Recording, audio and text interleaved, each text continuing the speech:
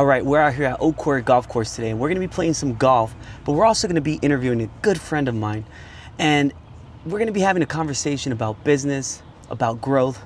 Anybody can list the businesses that they've started, but the real question is, who do you have to become to build them? Edgar went from the Army into an entrepreneurship role, moving from business to business, learning, failing, adjusting along the way. So today we're going to be talking about those lessons and what's behind all that. Part 3 is that kill him, I think. Think so? You said you're gonna beat us today. I was like, I don't know, man. This guy chokes. I do. Edgar, well, first of all, man, you ready? Yeah. Well, thanks so much, man. Appreciate you doing this with me. So, I want to start off, let's take it back, from the beginning. Where'd you grow up at? So I was born in East LA, pretty much grew up there, did a few years in Mexico, and then, but the majority of my life was in San Gabriel Valley, so Hacienda Heights. Went to high school there. East LA, what part? I honestly, I don't know. I just know we grew up pretty poor, but loving home, and it was fun. That's all I needed. I say East LA because I was actually born on Whittier Boulevard. It's called the Doctor's Hospital. Yeah. So that's why, it's when you brought that up. So you grew up in Hacienda Heights. Yep. And what high school did you go to there? So I went to Los Altos High School. Nice. Yeah, I actually went there too. I know Nice. That's where I met your brother at. And then I know that you told me before that you decided to go to the Army, right? Yeah. Was that Yeah. right after high school, or was it kind of during closing of high school? Yeah, so long story short, I basically had no idea what I was going to do with my life. I couldn't think myself or see myself going to school. I just couldn't sit still. And I remember a recruiter went to Los Altos High School, and that was the first time I'd ever even considered the military. And I saw the respect and how in shape and the respect he got. And I was like, I want to be that person, because I wasn't. I was the opposite. I was shy, timid, not confident. Right. And when I saw him, I was like, I want to become that person. And I didn't care.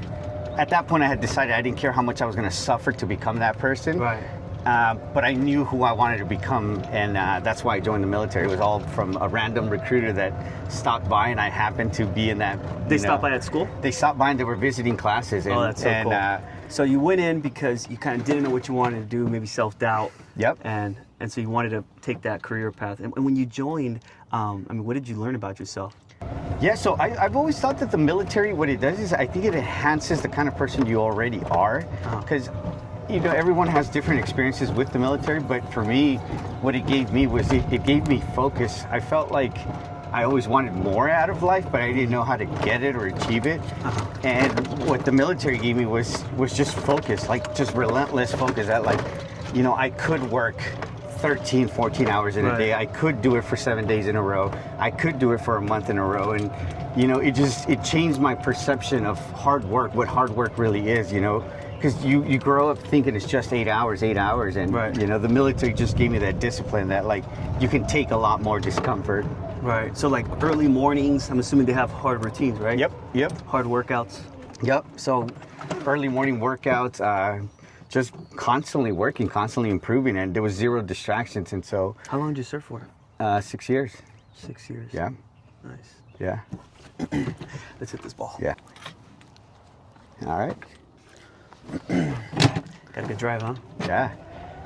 All right, so you learned, focus, hard work, long hours, and once that chapter ended, right? You said you served 6 years.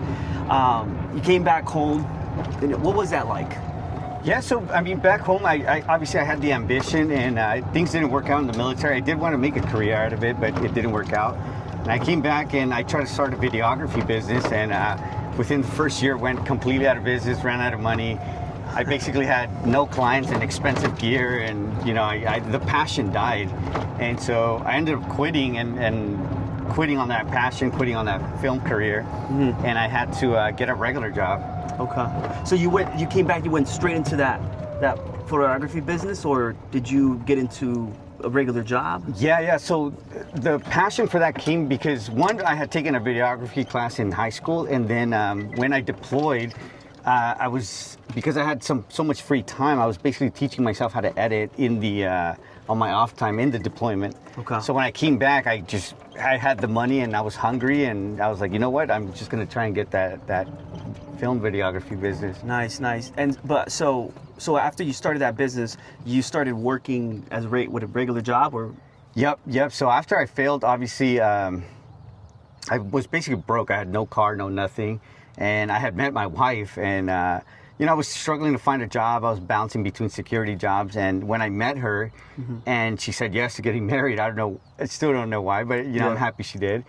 And we got married, and that kind of was an additional push of like, okay, I have to be a provider again. Right. And so I stopped trying to chase a big idea, and I was like, I just need income. And I ended up just getting a job because I needed that income, to provide for my wife. So you came back from the Army, you started your first business. You mentioned you failed, which I'll ask you some questions on that right now. Yeah. But then you started dating your now wife, right? Yeah. When you're dating her, you had the photo business, or you? No, we didn't have the photo booth business. Okay, so you at all. started the business once you started dating her. Yeah, it was after we got married, and it was after like year 2 or 3 that we were married together. Right. We both had full-time jobs. And we were both ambitious people, which is one of the reasons I was attracted to her. Right. Was because she had these big dreams, big aspirations, and she worked hard. Right. And in the beginning, we weren't thinking about that. We were just like, all right, let's get jobs. We had full-time jobs. And about year 2 or 3, she's like, hey, let's save up and let's start something. We can't quit. So we had to find something that was going to be on the weekend. And so we had looked at ATM routes, vending machine routes. And we ended up deciding on a photo booth because we went to a wedding, and I looked at a shitty photo booth. I was like, I think I can do better. And that's how that ended up. I want to dive in a little bit into how that business failed, but before we do that, let's hit this ball real quick. Oh, dude. You already forgot the hole. Literally says right here. Hole number 9. Come on up. 2 signs for you. So you're telling me that so you met your wife, you guys got together, Yep. and then you guys were working together, saving some money. Then you started your videography business, right? The videography business was first, and the photo booth business. The photo booth was together with her. So it was the videography, and then you started the photo booth business with her. Yeah. Right. And so you mentioned that you failed with the videography business. Yep. Explain that. What does failure look like there? I mean, to be honest, I was just young, naive. I didn't know anything about business. I didn't know how to get help, ask for help. I didn't know where to look for help, and so I was just trying to do everything based on passion. I had saved up money, basically threw all my money at the most expensive gear and doing really cheap events. So you're doing like weddings and. Yep. Okay. Yeah, and so I was just basically, what it was is I was overshooting. So it was like a small crew of like 4 guys, and we were shooting, with 8 different cameras. And so it took forever to push out videos.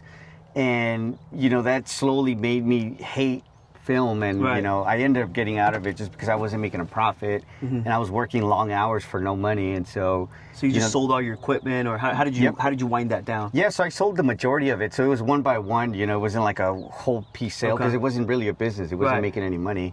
And so it was still good gear. So I was just selling it one by one to try to recover whatever I could. I kept some of it, but yeah. So that's the first time you kind of experienced like working by yourself, entrepreneurship. Like, how did that feel? Because obviously you're in the military, you're being guided by people, right? Yeah. You come out, you probably picked up some work in between, and now you're on your own. Yeah. Like, what gave you the confidence to like try to do this on your own? Like you said, no guidance. You didn't know how to ask for help. Yeah. So I mean, obviously the military gave me the confidence to try and actually do it. But I mean, how it felt to fail, I felt like a loser. I mean, I felt like I didn't know business, or business wasn't for me. And honestly, I felt like giving up. But it was pretty miserable. But I mean, it was the military that gave me the confidence to try. And, I don't regret it. I mean, that's what kind of led me into the photo booth business, was my skill set that I had learned from the film business. Right. We're going to jump into the photo booth right now, but let's hit this here. What shot are you on? There's my second. Your second? Yeah, dude. It's my drive. All right. 240. 133. Let's see what you got. Right. Yeah, I'm on the right-hand side over here. I think this guy's going to hit. So, So that's how you wrap that up, and so when you and your wife decided to start the photo booth business, talk me through that. Like, how did that decision come about? What kind of money were we looking at here? Yeah, so I mean, obviously we were still living in one home, sharing home with my family, and so we wanted something for ourselves, because obviously we were married. We had been like married 2 years, and we needed more income, but it was kind of hard, and so we couldn't take on another job because we both had full-time jobs. So we just needed additional income. Right. And so we decided to start a side gig, and we were just researching. We were on Google, and I was like, should I start an ATM business? That was one of the options because it was like low entry. Vending machine was another one. And photo booth, really, I had never heard about it until we went to a wedding. And when we went, we tried one, and we're like, oh, like, you know, this is really fun. We saw a lot of people engaging, but the quality was shit. And I was like, I can do so much better. I was like, they're using the wrong gear, they're using the wrong camera, they're using the wrong flash. And so I was there like judging their setup, and I was like, I could do so much better. And when I got home, I started researching, and I was like, oh, these photo booths are like $3,000. Right. And it was right up my alley. It was photography, and I saw what the potential income was going to be. And it was only going to take weekends. And so we're like, this is perfect. We both worked Monday through Friday. And then weekends, we were dedicating to just trying to build the photo booth business. And so that was the whole mindset, or why we decided into a photo booth. How did it do? How did the business do? Did it bring, you know, a good amount of income that changed your guys' life a little bit, or just cushion? So in the beginning, why we loved it so much is because it required no money. Like if we got 0 events, it didn't cost us anything. Like all we had to do was just keep the photo booth in our garage. Right, of course. And so it doesn't cost us anything if you're not getting clients. And so what we did, we were just calling friends, calling anybody we knew, and we were posting on social media, hey, we have a photo booth. Right. But once we started getting traction, because of all the reviews we were getting and all the social media we were sharing, it just started coming and coming. And so when you talking about in the beginning, we were getting like an extra $400 a week, which is a lot for when you're young and you're starting off and you're just looking for extra income. So an extra $400 a week is a lot of money. Right, and I'm assuming, I mean, you mentioned before, you guys just show up, you set up your booth, right, and you kind of leave, or did you have to leave somebody managing it? No, in the first few years, I'd say the first 2 years of it running, it was just me and Candy. Right. Yeah. Okay. Now, I know that after that, you then started your staffing business, right? Yep. And I mean, I know there's a lot into how that started, and definitely we can get into it right now. But my question is, did you let's shoot this. Let's shoot real quick. Because these guys are on our ass already. Yeah, they're on our ass. So let's just hit one more rush. Yeah. And then we do it on the putting green. The sun is coming in hot. I know. Did you put that sunscreen? I'm about to. Yeah, me too. I'm over here. Yeah. So obviously, you know, you mentioned that you started with your first business, videography, then you went through the photo booth business. Yep. You know, at this point, like, what have you learned about business? Like, what did it teach you? Yeah, I mean, obviously there's been a lot of lessons, but, you know, one of the most important ones that I'm learning right now is that how important sales is. You know, I think I had the mentality of just build something cool and people are going to come and just give you their money.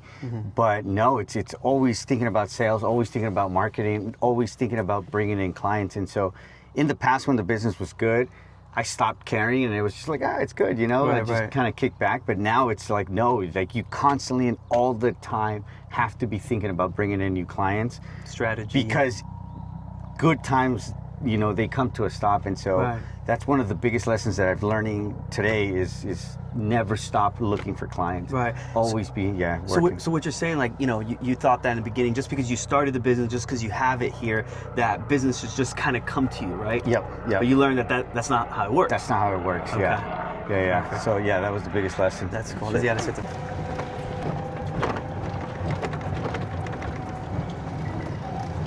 The famous par 3.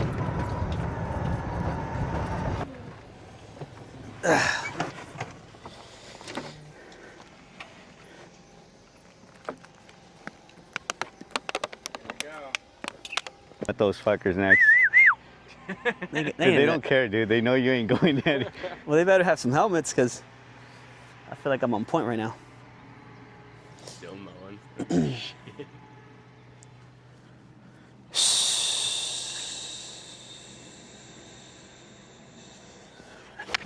Oh, that's too Oh soft. no, dude, I ain't getting there. Yeah, they ain't worried about us. Oh shit! That's like going right after. He's got life. Oh! Nice, before we run out. Hold on. Write it down, man, before you Sweating forget. balls right now. Where's my 7? Where you at? On top of the hill? Did it go on the hill? I think it turned around the hill, but Okay. Here it is. Here's the money shot.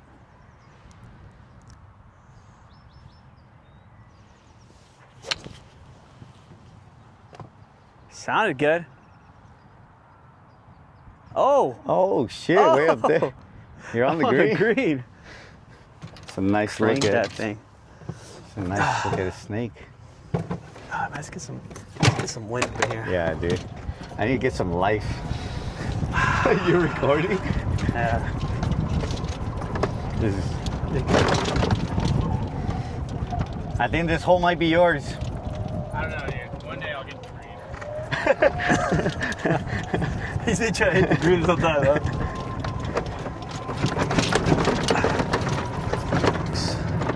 So 8. 8? Wow. Puta madre. That's horrendous. You know, I'm not a golfer, man. I'm a businessman. It's a good excuse, I guess. Who has the snake? You do, right? I do. Yeah. Wow, I would get it too in these last couple holes. So we're almost done here, Edgar. All right. Just on the 18 hole. Yep. So, you know, we're talking about your photo booth business, Yep. and obviously you got into staffing. What drove you to get into staffing? Because the staffing world is so big. It's You know what? I've always been an opportunist, and so I think whenever you see an opportunity, you're supposed to jump on it, and that's exactly what I did. And so I wasn't thinking of starting a staffing agency. I always knew I had the ability and the skill set to do it because I had been in staffing for so long. Right. And it was just random luck. A family member came to me and said, like, hey, I have this big client. Right. And I know you work for a staffing agency. Can I get commission out of it? And I said, why don't we start one? And Right. I was like, hey, I don't have the capital. He said, I'll front the capital. You run the business. And we went 50-50 and never looked back. Awesome. And you're still running that company today, right? Correct, yes. Okay. Now, I'm pretty sure you learned a lot while running that company. I also know that you started a laundromat business. Is that correct? Correct. So I didn't start the laundromat. It was an acquisition. So it was an existing laundromat and I bought it. Okay. So it was already running, everything was set up. Was Yep. it generating money, or when you bought it, did you have to like make improvements? Yeah, I mean, so it was already generating money. So when you're buying a business acquisition, you're buying the profits.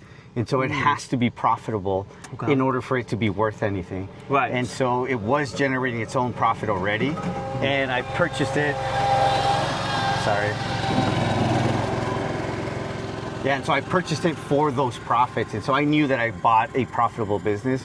And, you know, I haven't been really focusing on it. Year 2 is when I'm really driving all the focus into increasing revenue. So you looked at the revenue and you looked at your purchase point, and so you kind of calculated your return on investment of how long it'll take you to get your money back, Correct. right? How close are you to getting your money back? So without doing nothing, if I do nothing to the laundromat, I can get it back in 5 years, which is 20% ROI. But currently we're trying to increase that revenue and hopefully get it back a lot sooner. I don't know what that number will look like, but faster than 5 years. I'm already in year 2.5.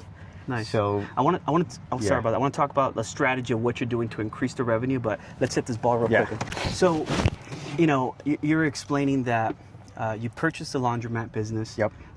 You ran your numbers. You mentioned that if you don't do any additional expenses, that it would take you probably about 5 years to get your money back. correct, You're 2 years in right now, right? correct. You also mentioned that you're planning to, you know, invest and do some type of marketing to increase the revenue. Correct. What is that looking like? So what's the marketing looking like? Yeah, like what are you doing? So we're increasing content, and so I've gotten a lot better at understanding ads. Like before, I used to just get one ad and hope it worked, and if it didn't, you know, I usually gave up pretty quick. But now I'm learning that ads is about volume, and so instead of trying to create one really good ad, right now, I mean, we're launching 50 ads for the same service, and all we're doing is, instead of pitching the idea or the offer differently, we're just trying different hooks to grab people's attention and just doing a really, really good offer.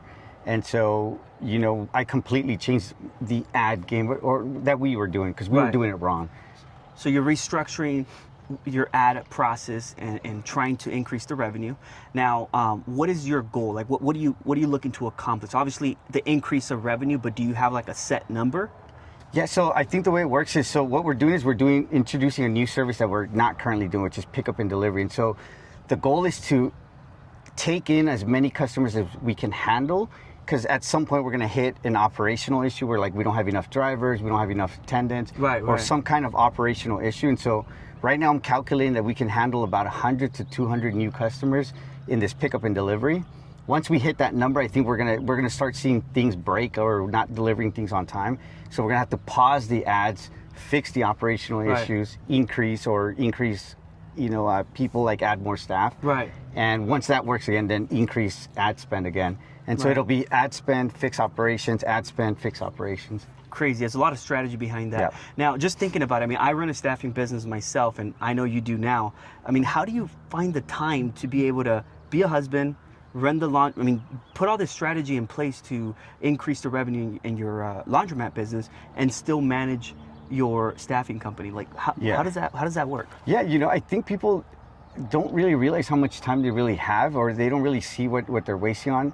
For me, if you really take a day to like get off your phone and really see what you're wasting your time on, you're going to see that there's TV you can cut, there's doom scrolling that you can cut. And so you actually have a lot of time. There are times where I finish everything that I wanted to do, and I still have time to go hang out with my wife, watch a movie together, watch a show together. And so I think you just have to prioritize what really matters. And so unfortunately for me, it's just not going out, not hanging out with my family as much, not going out with my friends. Right, so cutting back on certain weekends things. is a big game changer for me. I work nonstop weekends. That's crazy. Yeah. I'm excited to see what you do with your businesses there. You must have learned so many lessons in running these businesses. You mentioned you failed a couple times. Yep. What would you say the biggest mistake you have done in running and managing, your companies right now? I think the biggest mistake that I've done is trying to do everything by myself. There are times where either I get, desesperado, or just I get anxious and I try to do everything myself, and that's usually when I make the most mistakes. And so now I've learned to just search and ask for smart people. Okay. Sometimes it's reading a book, sometimes I'm buying a course, and sometimes I just know someone that's done what I'm trying to do. And so I just reach out to them and like, hey, how did you do it? Walk me through that. And so that is the biggest lesson: is don't do everything by yourself. Don't try to reinvent the wheel. Exactly. There's so much information out there, right? Yep. Social media, YouTube, Yep. books you mentioned, courses. Yep. I know you're a big fan of Alex Hermasi, right? Yep. He has a lot of good content too. All right, let me ask you another question here. So let's just say if you had to give advice to somebody that's right now currently working a 9-to-5, they got a regular job, but they're looking to become an entrepreneur, what would be your advice to them? It depends. So, like, if they're really young, I think the most important thing is to gain skills. I wish when I was young, I was spending I wish I would have spent time learning sales, for example, learning marketing, learning how to put an ad, how to put a landing page together. Like, all of those things are so important in any business. Right. Any business that you start, you're going to need to learn how to do a landing page, how to run ads. And so I wish I had learned that a lot sooner.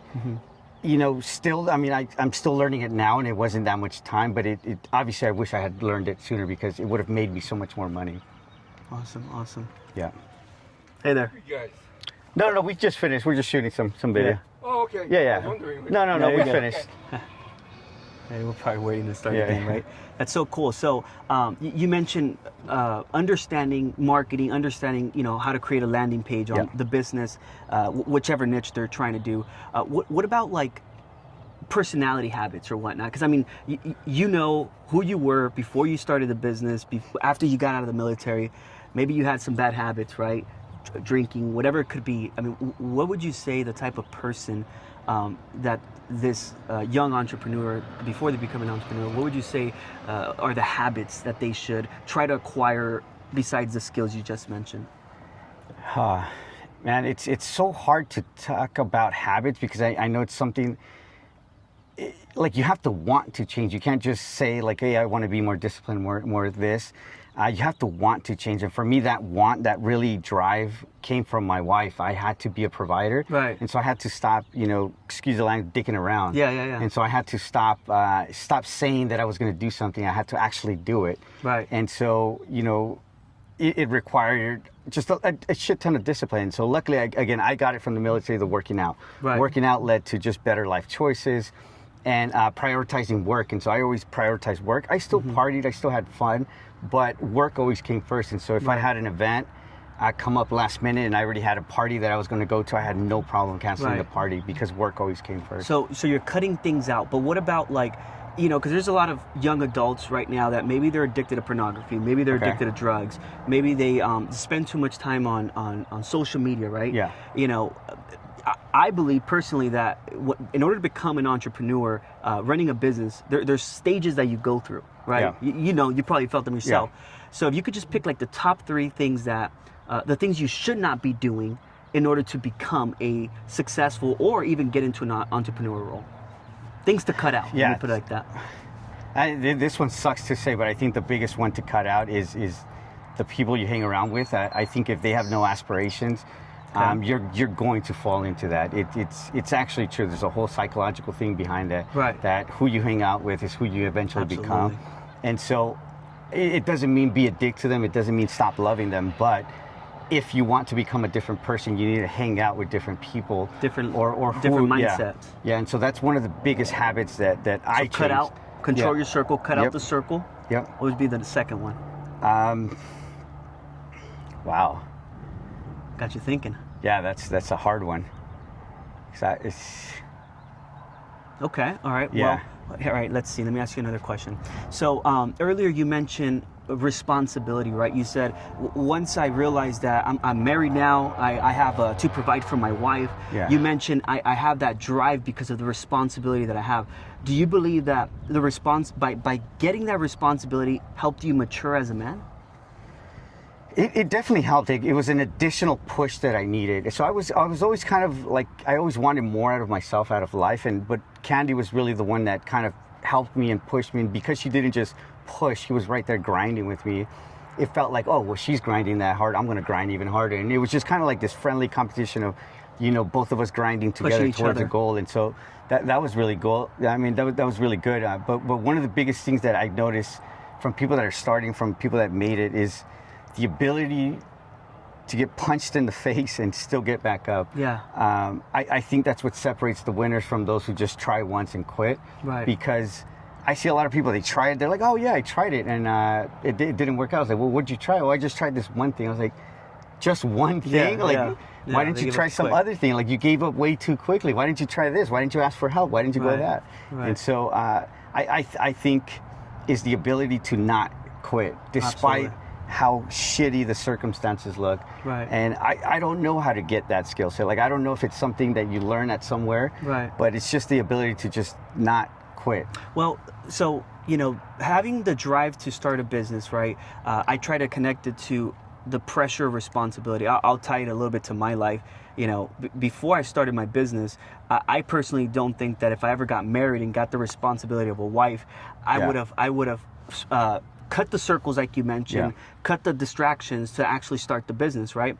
But then personally for myself, once I had my first kid, that level of responsibility is what allowed me to further motivate myself when I didn't feel like doing it, to cut out more and more distractions, right? Because you've probably experienced it. It's hard to cut distractions. I mean, friends, hanging out, drinking, right? Doing all those things. So, you know, connecting it back to your life, you mentioned Candy coming in your life. Do you feel that, once again, was Candy a big driving factor in pushing you to start your business? Or do you think it was just something you were already doing, and with her, it was just a collaboration that excelled it even more? Now that I've had some time to think about it, I think what it always was is I knew where I wanted to go, and I think it's easier to make sacrifices when you have a destination. I think a lot of young people, because I was there, is they don't know where they want to go or what they want out of life. And I'll explain it really quick. You know, it was so easy for me to put up with the pain of going through the military, going through boot camp, because I had in my mind who I wanted to become, and that was a strong, confident person that can, you know, talk to people and just go out of my bubble and be respected and strong. And so because I knew what I wanted to become, it was easy for me to put up with the suffering. Right. When I met Candy, I knew that I wanted to be a better husband, a great husband, and provide. And because I had the vision of who I wanted to become, it was easy for me to see the choices that I needed to make, because I knew the destination, I knew the end game. Right. And I think that's the same with business. It's like, I know what I want the end to look like. Right. I may not have all the steps, but because I know the destination, I end up finding or wiggling my way eventually to get through and fighting through, because I know the destination. But I think if you go at it blind, like, I don't know what I'm going to do with my life. Right. I think it makes it harder to give up, bad habits or bad whatever it is that you're trying to give up. Right. So right now, there's a lot of people that, whether they're planning to become an entrepreneur or not, maybe they have a girlfriend, maybe they're thinking about getting married or whatnot. Would you, if you can give them advice and say, hey, build a business before you get married, because the girlfriend or the wife could be a distraction, because you have to spend time with them, because you have to spend money on them, right? Would you recommend somebody builds a business before they get married or get a girlfriend, or would you recommend it, based on your experience, it's easier to build a business with a partner? To be honest, I think I've seen both ends, like people that aren't married and they build successful business, and people that get married and still build successful business. So I don't think there's a pro or con to do one or the other. Yeah. So it's just everybody's personality. Yeah. I think it'll vary on a person to person. Yeah. Well, I'll give you my opinion on it. I agree. And I know there's a lot of people that start their own business and in fact, they just work crazy hours, don't really care much about the relationship. And of course, I think that works. But, personally myself, I'm a type of guy that has always followed the crowd. I've always been distracted by people. Yeah. And so for me, being alone, not having that wife, and maybe it's a coward on my own, I couldn't find the will to not say no to a party, to hanging out with my friends. Yeah. So I always tell my wife, like, if I never met her or had my kids, I honestly don't believe I would be where I'm at personally. Yeah. Because I would have still been wasting my money on stupid things. Yeah. Do you feel the same, or do you feel that you would have found?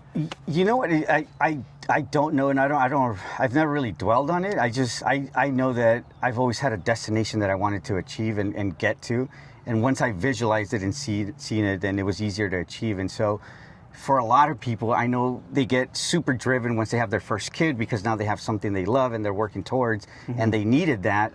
But I don't think it's necessary to get into a commitment, because it's a serious thing. I don't want people to get into something as serious as marriage just because they want to chase success. I think picking the right partner is a big part of that success, and if you pick the wrong partner, it may just be the worst thing, and you'll never make it. Yes, that's true. It's funny, but when I first started with my, being with my wife, we were very kind of disconnected in the beginning. I had a lot of aspirations with business. She didn't really have that side of it. Yeah. And over the years, we grew together, and now she's in real estate. Yeah. And perfect example, like I know your wife helps you now in your business. Yeah. Do you feel like that was ever kind of a case in your life where in the beginning there may have been a disconnect with the business course, but working together, you kind of now found a way to do it, or for you guys was just immediately from the beginning? Yeah, for us, I mean, we've clicked since the beginning. I mean, I proposed after 3 months. I knew from the start that she was going to be the one, and I have never regretted that decision. And so I knew the kind of person she had. She was very smart. She was very driven. And so from the beginning, we were always just bouncing ideas like, hey, we should do this. We should do that. Let's try this. And there's a lot of times that she doesn't see. And so, she was from the start. We were on the same page the entire way. Well, I think that's what, like you said, right? It's good to pick the right partner. Yep. Because if you have a partner that just wants to spend money, wants to go out, doesn't understand what discipline looks like, right? Wants you to stay up late every night and watch movies, so you can't wake up in the morning. You have to have a partner that understands that, right? I think that's crucial. Look, I'm 30 right now. You're 30? 35. 35. A lot of people around this age, are talking about either, if they're married already, to have kids. Yeah. I have 2 kids, which I love, and I personally I always talk to you about. You mentioned to me that kids are not really in the plan of you and your wife. Yeah. What made you come to that decision? Yeah, so you know what? I don't shame for those that choose, but I think for me it's a very personal decision, and where it comes from is that I feel like I'm a very driven individual, and there's a lot of things that I want to experience in life and achieve in life. And I know that if a baby comes, I know I'm going to be a great father. I know, because it's a decision. At the end of the day, it's a decision, and I know I'm going to be a great father. I know I'm going to put things aside to be a great father. Right. I know that about myself, that I'm a very loving person, that I will be a great father. But I know that there will always be a little part of, not resentment, but like, what if? Like, what if I didn't have a kid and I had all this extra time? Like, what could I have achieved? And I don't know if I would have, that thought, I don't know if I'd be able to live with myself with that thought in the back of my mind of what could I have achieved if I just had a little bit more time, or a little bit more, because it's a sacrifice. Of course, it's a big sacrifice. And it's a sacrifice that, unfortunately for me, I'm not willing to make. Okay. Because I want to experience more. Right. Going out, spending time with your wife. So, it seems like you mentioned, well, you did say that if you were to have a kid, you would be a great father and you would commit. Yeah. So if Candy, your wife, would come and tell you like, hey, I want to have a kid, you said yes? I would say yes, All right. because So, I Candy, love her. you heard him, all right? Now you can just come tell him yes. That's so cool, man. Yeah. So, besides that, my next question, a lot of people talk about like motivation, right? Yeah. It's like, man, if I was motivated. Yeah. Well, if only I was motivated. I think you felt it before when Yeah. you get a brand new business idea. Yeah. You're like so hungry. You wake up early, but that motivation starts to fade away, Yeah. right? Do you believe that discipline is more important than motivation, or it is important to stay motivated and try to find ways to keep yourself motivated? I think discipline, I feel like motivation died a long time ago for me. All of it is discipline. All of it is, I wouldn't call it a routine because every day is just chasing improvement. Right. And so I've never been truly, there are rare instances. I think in the 6-7 years that I've been in business, I've had few sparks of motivation, and it quickly fades. It fades like in 2-3 days. And so I've never relied on it. I've never chased more motivation. I've always just been more about routine and discipline. Like every morning I wake up, from this time to this time I work. Sorry. Yeah. You guys are good. Yeah. Sorry about that. Yeah. You were mentioning that you would definitely pick discipline over motivation. 100%. Now, what does your day look like? Yeah. You obviously discipline is a tough thing to follow. There's a lot of people that start a new workout routine, right? Yeah. Or I'm going to start reading a book now, and they're motivated because maybe they saw a motivational video, but immediately once that motivation and those habits kind of fade away, and if they don't have that discipline to continue, whatever plan they had would just completely fade away. Yes. And then they feel bad for themselves. Yes. They're back to square one. Yes. What have you done, in the path of doing all the businesses that you have, having your wife? How have you set up your schedule to be able to manage that and stay disciplined? Yeah, so discipline starts with random little things. So for me, it obviously started with working out. And so, I work out at least 6 times out of the week, most times 7. And what I mean by that is no matter how much pain I'm in from like either soreness from the previous day, say I'm injured, I still show up. And that's what, for me, discipline is showing up no matter what. And so when my alarm rings, it's like I don't have an excuse. It's like I have to go no matter what. Yeah. No matter what pain I'm in, even if I don't have the right shoes or I don't know, whatever pain it is, whatever soreness I'm going through, even if I went to sleep really late because, I don't know, I was with a client or something, right. It does not matter for me that it has to be done. And so I wake up no matter what, and I have to work out. So work out in the morning? Yep, work out in the morning, and then immediately after that, it's just deep work. And so I don't take emails, I don't answer calls, and it's just deep work. Because that's when I get the most done. And then towards like midday, after that midday is when I start answering emails and everything. Okay. I know that you film content as well. I've been seeing your Instagram. Yep. You're not on YouTube yet, right? No. TikTok? Yes, yeah. So, working out in the morning, Yeah.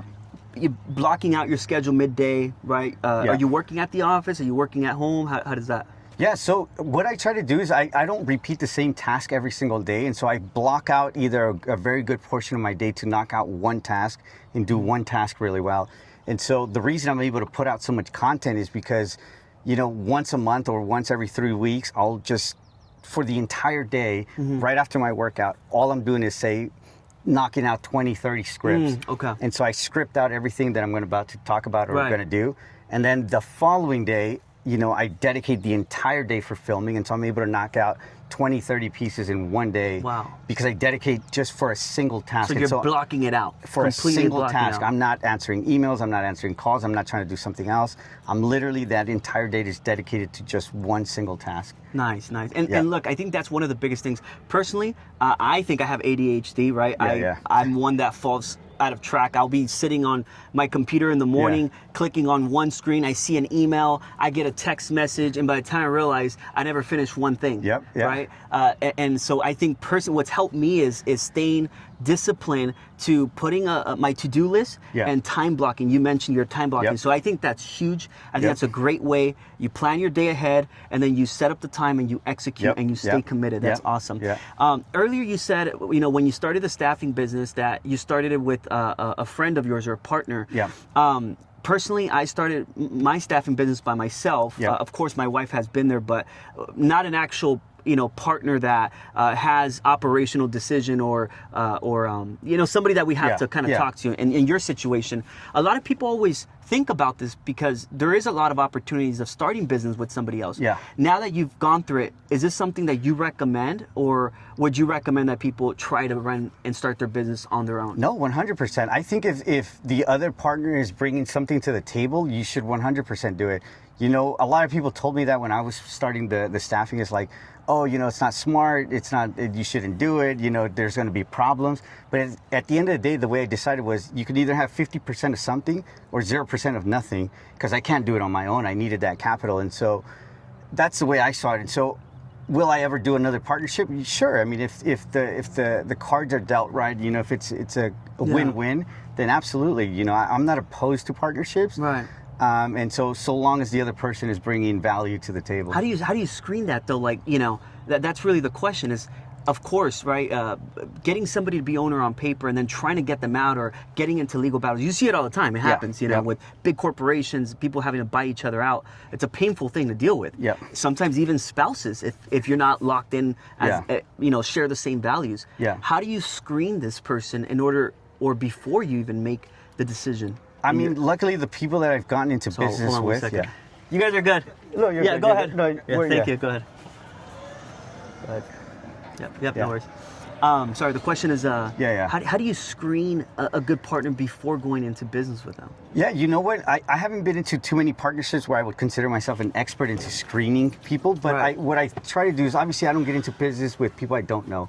And so it has to be someone I know, and I had to have known them long enough to be like, hey, they have a good track record of just being a good person, that I know that they're not going to, screw me over down the line. And so long as they're a good person, I think that's the main metric for me. The deal may not be perfect in the beginning, but if they're a good person, we can always, you guys are good. We can always negotiate. Oh, you're 36? No, you not guys playing. are good. Yeah. Sorry about that, man. Yeah, you're good. Yeah, so what I was saying is that I just try to see that the person is a good person. They're not going to screw me over and everything. Maybe take him on a dinner, right? Yeah. Talk to him. Maybe play some golf with him. You learn about somebody in 4 hours, right? Yep. When you, on a good course, you can figure out who a person is. Yeah. So that's awesome. Right before we finish it up, because it's really hot out here. Yeah. So if you can tell your 20-year-old self an advice, right now you're 35. Yeah. That would be 15 years ago. Yeah. What advice would you give yourself? I mean, at 20 years old, if I could go back in time or talk to myself, I think I would have told myself to get into content a lot sooner. Because obviously I'm 35. I just started last year, and it's an uphill battle. And so I wish I had documented the process at a younger age and documented everything, and it'd be a different, 15 years had passed since I was 20, and so I think I'd be in a much better stage than I am now. And so if I could go back, I wish I had started sooner. The marketing, the content, getting all out of that. there. Yeah, exactly. Awesome. If you can give advice to somebody that is currently struggling, they started a business, whatever it is, whether it's a service-based business, a product they created, but they feel like quitting, they're struggling. What advice would you give them? Yeah, so I think there are two kinds of struggles, so I'll wrap it up real quick. One of the big ones, if you're struggling because of money, you need to see if you're bleeding money. If you're bleeding money, you need to stop bleeding money, right? So you need to cut people, cut branches, or cut downsize, or cut whatever vendors or expenses or software that you're doing, and stop the bleeding first. Right. Because otherwise, no matter what advice I give you, you're going to bleed out to death. And you run out of cash, you're done. If the bleeding stopped and that's not the main problem, then all of it is just identifying the biggest problem. For most people, it's getting clients. Yeah. They don't have a solid system, a repeatable system to bring in new clients consistently. And I think everybody should be focused on that, no matter how good of a position you're in. Yeah, earlier when we were talking, you said that one of the biggest skills that you wish you were avoiding to learn was sales. Yes. Right? Yeah. That was the first skill I learned when I got into staffing. They put me in the sales team. Yeah. Well, it was obviously an on-site first, but the first major skill was sales, which then allowed me to open up my business. Yeah. and it was a phenomenal skill because once Yeah. you learn how to sell, talk to people, manage Yep. relationships, Yeah. that is the starting of the business, Yep. right? Yep. Everything else is really complicated. Yeah. So what you're saying is you got to make sure you fix your bleeding first, because that's obviously, if that's one of the pain points, right? If Yeah. that's not your pain point, then of course the other area is the growth. So fix your bleeding if you have some, but also focus on the strategy of growth, marketing, and the direction of the business. Yep. Is that what Yep. you're saying? Yep. That's awesome. It should always be worked on. There should never be one day that you're not working on getting more clients. So quitting's or not an some option. strategy. No. Unless you want to go back and work for somebody else, Exactly. right? Exactly. That's awesome. Exactly. Edgar, I appreciate you, All right, man. man. Thank you so much. Thank you for having me. Absolutely. All right.